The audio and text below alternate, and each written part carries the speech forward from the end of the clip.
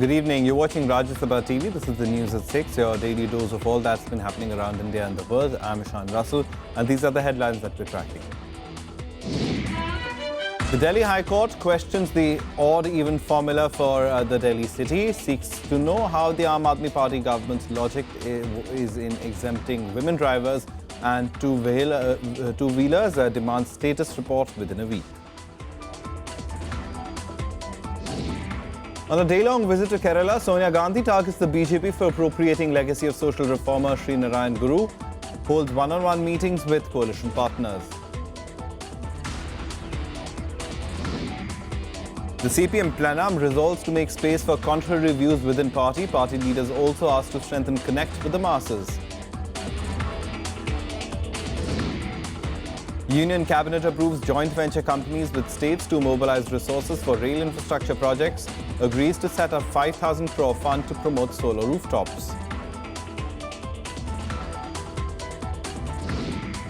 And IMF chief Christine Lagarde forecasts disappointing year ahead for global economic growth, highlights higher risk of economic vulnerability worldwide.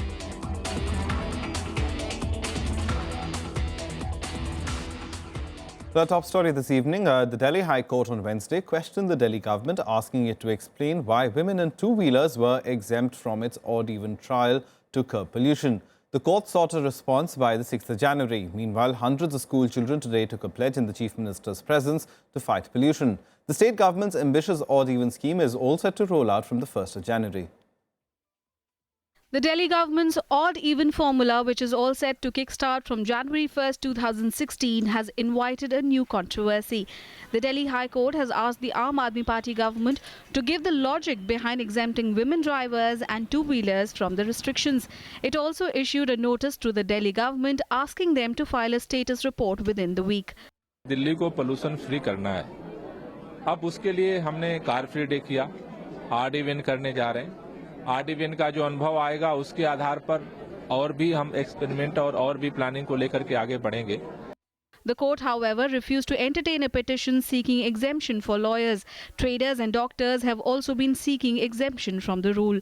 Advocate है, हमारे पास कोई special एक particular office नहीं है. We have to move from court to court, tribunal to tribunal, commission to commission. This is in place in front of chief justice of high court and will कब है इस पे सुनवाई? On 6th of January. On Wednesday, Delhi Chief Minister Arvind Kejriwal led hundreds of school children in taking a pledge to convince parents to adhere to the odd-even scheme. Kejriwal said the formula could become a success only if everyone takes part.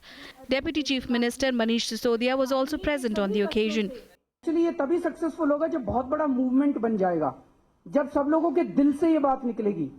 हमने इसलिए नहीं करना क्योंकि केजरीवाल कह रहे हैं, हमें इसलिए नहीं करना क्योंकि सरकार जबरदस्ती कर रही है, हमें इसलिए करना है क्योंकि हमें लगता है कि हमारी जिंदगी के लिए इम्पोर्टेंट है, हमारी हेल्थ के लिए इम्पोर्टेंट है.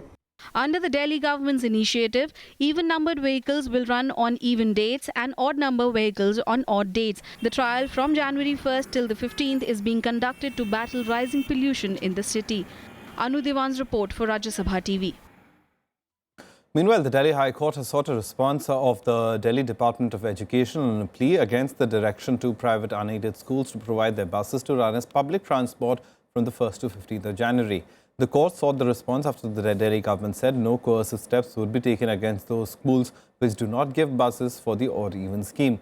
The Delhi government told the court that 1,700 buses have been voluntarily provided by several private unaided schools.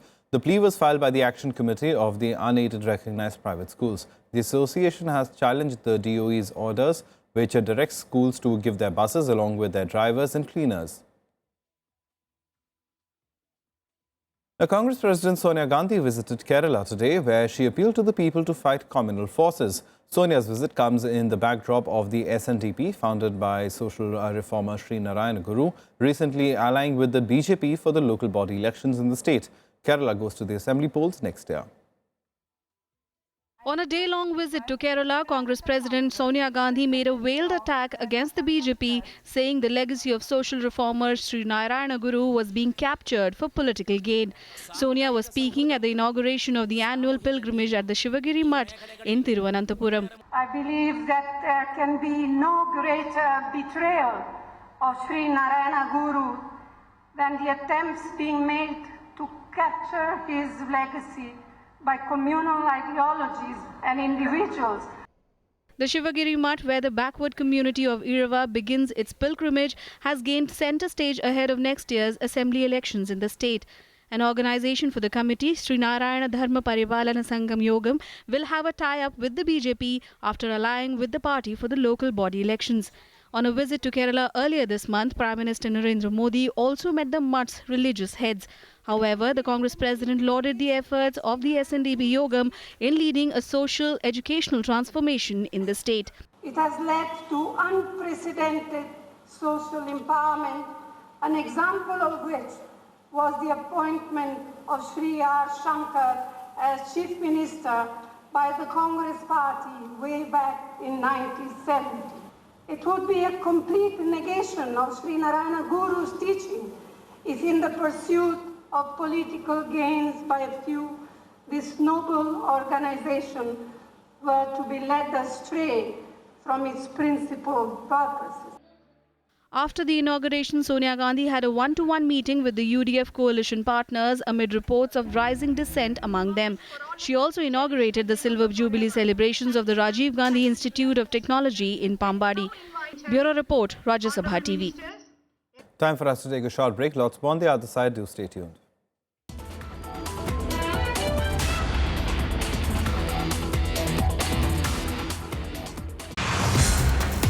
The leadership has really made a palpable difference to the country. The Prime Minister pulling the rabbit out of the hat of this Pakistan trip, which is innovative. Out-of-the-box ideas which Narendra Modi government perhaps would bank on, and that perception, you'd say, has dwindled quite a lot now. There was a lot of talk of out of the box perhaps, but what was in the box nobody talked about. What is the first urgent step which the government needs to take?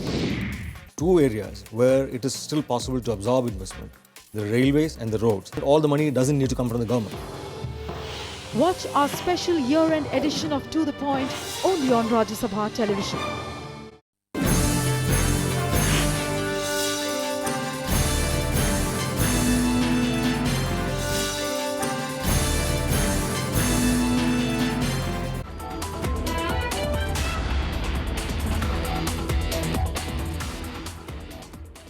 Welcome back. Here watching the news at 6.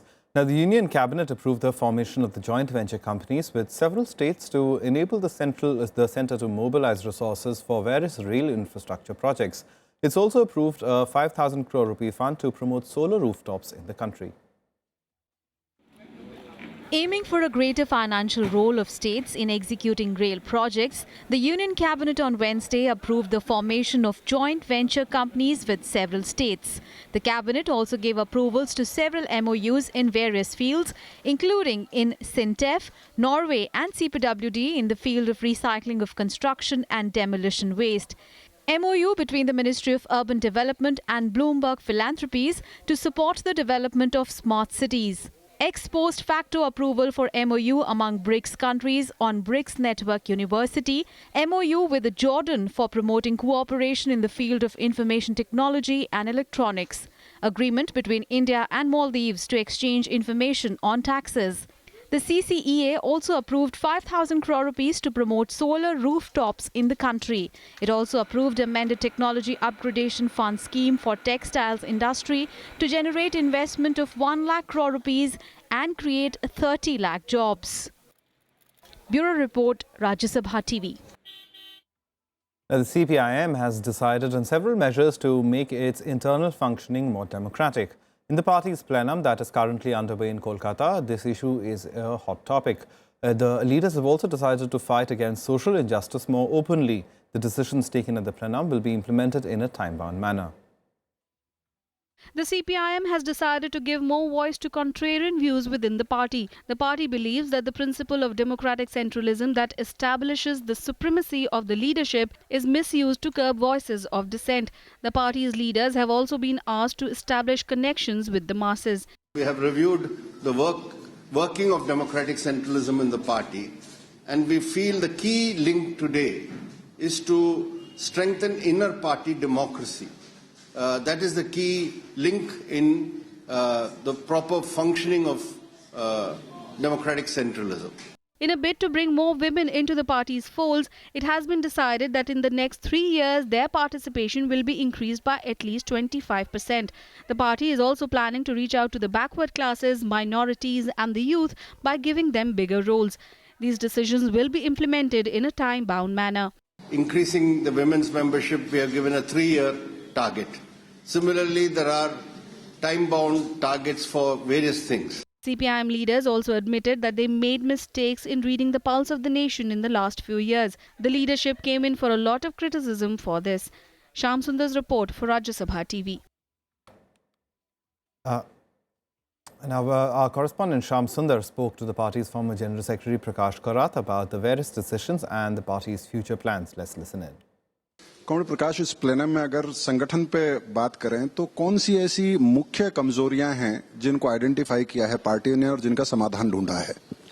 उसमें मार्क्सवादी communist party के तौर पर देखा जाए तो हम एक अखिल भारतीय स्तर पर एक राजनीतिक ताकत के रूप में उभरने में अभी भी हमारी कमियां हैं और 3 राज्यों में हम मजबूत है और 2-3 राज्यों में कुछ आधार है हमारा, लेकिन पूरे देश के पैमाने पर जो हम पार्टी का आधार जन आधार बढ़ाना चाहते थे उसमें हम अभी तक ज्यादा प्रगति नहीं कर पाए।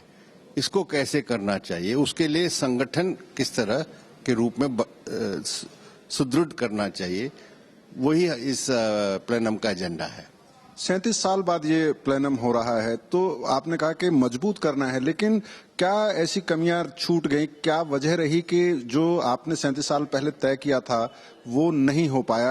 आपकी पार्टी का जनाधार इन राज्यों से बाहर नहीं जा पाया? उसमें हिंदी भाषी क्षेत्रों में पार्टी को बढ़ाने की बात थी 37 साल पहले, लेकिन उसके बाद जो राजनीतिक घटनाक्रम रहा है उसमें सांप्रदायिक ताकतों का उभार रहा है 90 के दशक में और जातिगत अपील बढ़ी है राजनीतिक पार्टियों के ओर से। ये सब हमारी पार्टी और लेफ्ट के बढ़त में बाधा डाला है। तो ये सिर्फ संगठन का सवाल नहीं है, लेकिन संगठन को बढ़ाने में भी उस पर विपरीत असर डाला है। ये बहुत चर्चा रही कि सीपीएम नौजवानों को मैं अपनी पार्टी का आधार बढ़ाने के लिए बहुत चर्चा इस प्लेनम में हुई है, उसके लिए अलग अलग तरह से प्लेटफॉर्म उनको उपलब्ध कराने की बात हो रही है, सोशल मीडिया को इस्तेमाल करने की बात हो रही है। क्या कुल मिलाकर बताना चाहेंगे इस बारे में? उसमें हमेशा वामपंथ का नौजवानों में आकर्षण रहा है, लेकिन पिछले 1-2 दशकों में वो कम हुआ है। उसका बहुत से कारण है।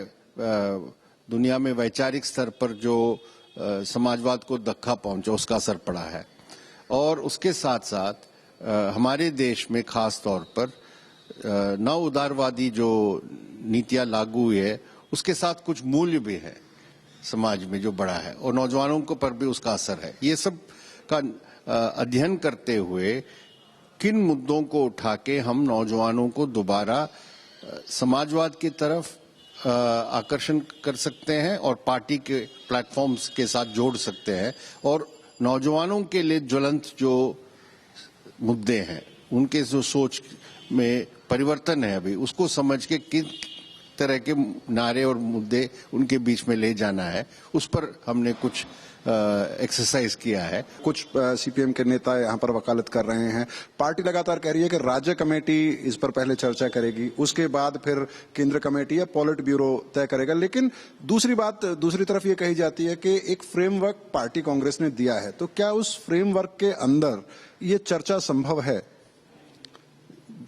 बंगाल के विशेष परिस्थितियों में हमें सोचना पड़ेगा किस तरह के चुनावी टैक्टिक्स हमें अपनाना है, लेकिन ये बात हम अभी यहाँ बहस नहीं कर सकते हमारे संगठन के प्लेनम में। Union Minister Mahesh Sharma once again raised the Ram Temple issue, stating that the government was committed to building it at Ayodhya, but will wait for the Supreme Court verdict or arrive at a mutual understanding over the matter. The minister also said it was the dream of the people of the country to build a Ram Mandir as early as possible. The Congress hit out at the centre, accusing them of polarising communities ahead of elections. The party also called for an investigation into the funds collected by right-wing groups for the purpose. The Ram Temple issue returned to limelight after truckloads of stones arrived in Ayodhya, triggering a sharp reaction from Muslim leaders. Uttar Pradesh Chief Minister Akhilesh Yadav directed officials to take steps to maintain law and order after tension flared up in Ayodhya. देश की जनता चाहती है कि वहां एक राम मंदिर बने, लेकिन भारतीय जनता पार्टी की बिल्कुल प्रतिबद्धता है, क्योंकि ये मसला कोर्ट में पेंडिंग है। तो जब तक इस पर कोर्ट से कोई फैसला नहीं आ जाता या आपसी सहमति नहीं बन जाती, भारतीय जनता पार्टी इस व्यवस्था का पालन करेगी। They definitely want to win the elections in UP by polarizing the society. So whenever there's an election around the corner, Ram Mandir is dragged off the shelf, dusted and presented to the people as a commitment of their ideological purity.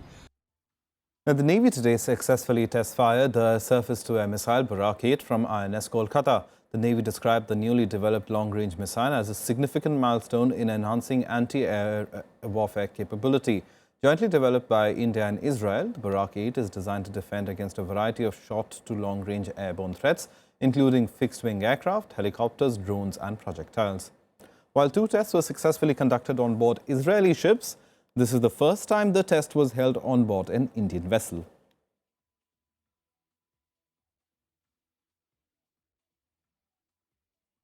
Time now to take a look at what else has been making news around the country and nationwide. The Congress won 3 seats, Shiv Sena 2 and the NCP, BJP and an independent shared a seat each in the Maharashtra Legislative Council elections.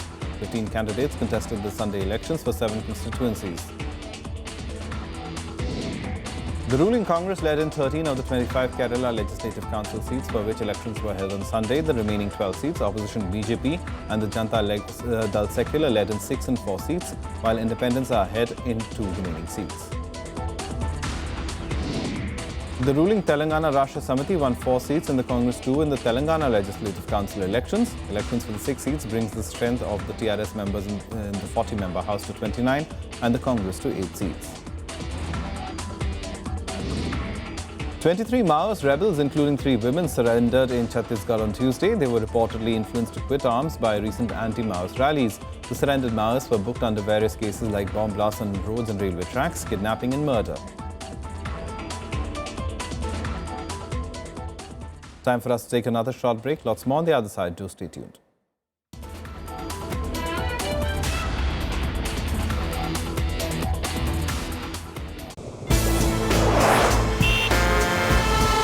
Tales that inspire, stories of social change. A salute to diversity, promoting public discourse. Events that motivate, inspiring the innovative spirit. Watch Rajya Sabha television documentaries every Friday at 10:30 p.m, Saturday 12:30 p.m and Sunday at 1 p.m.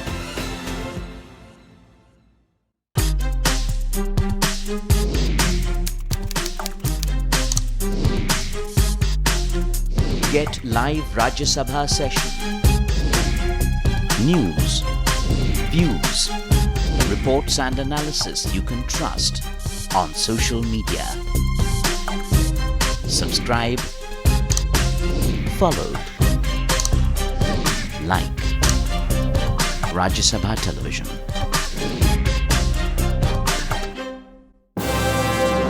Hello, I am Ishan Russell. I'm Tracy Shilchi and you're watching News Tonight.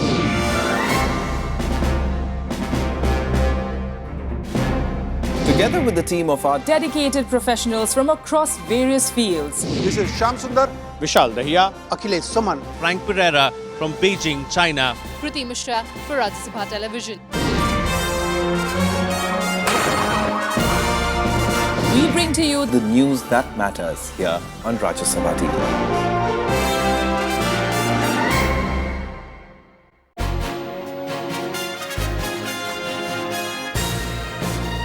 Hello and a very warm welcome to a brand new edition of World Panorama with me, Frank Pereira.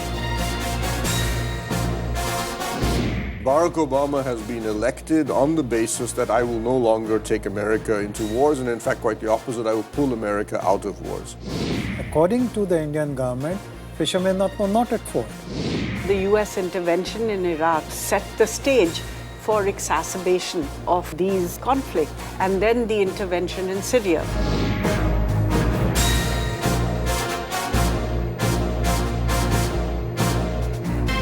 Watch World Panorama at these times on Rajya Sabha television.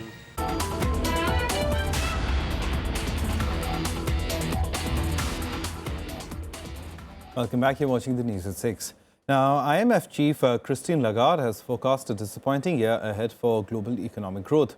Lagarde's article published in the German Business Daily pointed out a higher risk of economic vulnerability worldwide. The rising interest rates in the United States, economic slowdown in China, persistent fragility of the financial system in several countries are expected to be the major contributing factors. She expressed concern over the developing economy's ability to absorb potential spillover effects of a tight monetary policy. Lagarde cautioned that the medium-term outlook too seems clouded. The death toll from a suicide bomb attack on a government office in northwestern Pakistan has risen to 26, with more than 70 wounded in the blast. On Tuesday, a suicide bomber blew himself up in the city of Mardan outside the National Database and Registration Authority office that issues identity cards. The attack has been claimed by the Jamaat-ul-Ahrar, a breakaway Taliban group. The attack is one of the deadliest since last December's massacre of 150 students in Peshawar. Prime Minister Nawaz Sharif condemned the bombing and instructed authorities to provide the best possible treatment for the wounded.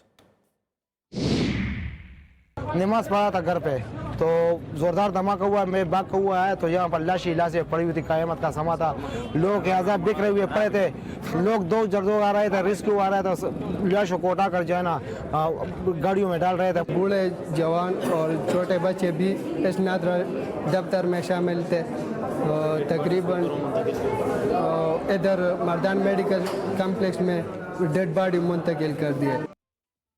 The U.S. National Guard has been called in and flood warnings have been issued in several parts of the country's Midwest as the region struggles to deal with the effects of El Nino. At least 40 deaths have been reported so far, with the situation expected to worsen in the coming days.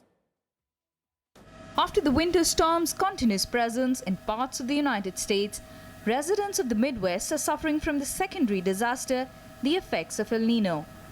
At least 69 tornadoes and over 400 floods have lashed the region in recent days, mostly in Missouri and Illinois, resulting in the deaths of over 40 people. The phenomena sees warm waters of the Central Pacific expand eastwards toward North and South America. We still need help. I mean, we really need help. We're saving my house right now. I understand there's other ways around not using the interstate, but a lot of those routes are blocked right now as well. They're working the way that they're supposed to work, but the amount of water that we've received is just overwhelming. An 8-kilometer section of the Mississippi River in Missouri has been closed to vessels as rising water levels have created hazardous conditions. Aerial footage showed buildings engulfed in water. Other rivers are also expected to reach new highs. The local authorities have sought help from the National Guard. The severe weather has stranded thousands of travelers during one of the busiest travel periods of the year. That is why this afternoon I activated the Missouri National Guard to help support local communities and keep Missourians safe. The Guard will have very clear and specific responsibilities, including providing security in evacuated areas and directing traffic from road closures. North England too has been suffering from severe floods and continuous rain. Serious flood warnings have already been issued in 4 places as a new round of rainstorms is expected to hit the country soon. The effects of El Nino was felt in South America too, with 43 towns of Brazil in a state of emergency. Pope Francis expressed sympathy and prayed for the flood victims in the United States, Great Britain and South America. Invito a pregare per le vittime delle calamità che in questi giorni hanno colpito gli Stati Uniti, la Gran Bretagna e l'America del Sud, specialmente il Paraguay, causando purtroppo vittime, molti sfolati e ingenti danni. Families caught in the freak weather are struggling to salvage whatever remains of their belongings. Bureau Report, Rajya Sabha TV. Time now for some other international news and global buzz. Rescuers on Wednesday morning confirmed 8 miners were still alive inside the collapsed mine in China. Since the accident happened last Friday, 7 miners were rescued from the mine. 8 more have been contacted. Rescuers say the 3rd relief hole will be drilled on Wednesday afternoon. A US-led coalition killed 10 Islamic State leaders with targeted airstrikes in the last 1 month. They include individuals linked to the Paris attacks. One of the individuals, Abdul Qadir Hakim, is reported to have facilitated the militants' external operations. He was killed in the northern Iraqi city of Mosul on the 26th of December. China and Taiwan began operating the first telephone hotline between the two nations on Wednesday. In a confidence-building and tension-reducing measure, senior officials exchanged New Year's greetings. The step was agreed to during a historic meeting between the Chinese and the Taiwanese in Singapore last month. Iran's Navy conducted rocket tests last week near US warships and other commercial vessels in the Strait of Hormuz. The tests threatened to cause new tensions between the two nations following the landmark nuclear deal. Iran fired several unguided rockets near two US vessels and a French frigate. The tests are being called as highly provocative. Voting began on the 30th of December in a presidential election in the Central African Republic. The election is aimed at restoring democratic rule in a divided country where thousands have died. Many hope the election would bring change to the country. The nation has been ruled since May 2014 by interim president Catherine Samba-Panza. Time now for all the sports news and sports beat. India will face Maldives in a high-voltage encounter in the SAF Cup semi-final on Thursday. The Indian team is in impressive form as they started off their campaign with a 2-0 win against Sri Lanka, followed by a 4-1 victory over Nepal. But the team suffered a big blow as star striker Robin Singh was ruled out for the rest of the tournament due to a knee injury. England defeated South Africa by 241 runs in the first test in Durban. England cleaned 6 wickets for just 38 runs on day 5, limiting the Proteas lineup to 174. For England, Stephen Finn picked up 4 wickets, while Moeen Ali took 3. Meanwhile, England's Joe Root equalled the record for most 50-plus test scores in a year with 13. England now lead the 4-test series 1-0. Bangladesh fast bowler Shahadat Hussain was indicted for physically torturing an 11-year-old girl who he kept as a domestic help. Hussain was suspended from all cricket activity. He is currently on bail and may face up to 14 years in jail if found guilty. Manchester City were held to a goalless draw by Leicester City in the Premier League on Wednesday. Leicester are now level in points with league leaders Arsenal and 3 ahead of Manchester City, who are third. Manchester City are now winless in 6 away games, while it was the first time Leicester failed to score in 15 home matches. Well, that's all from us. Goodbye.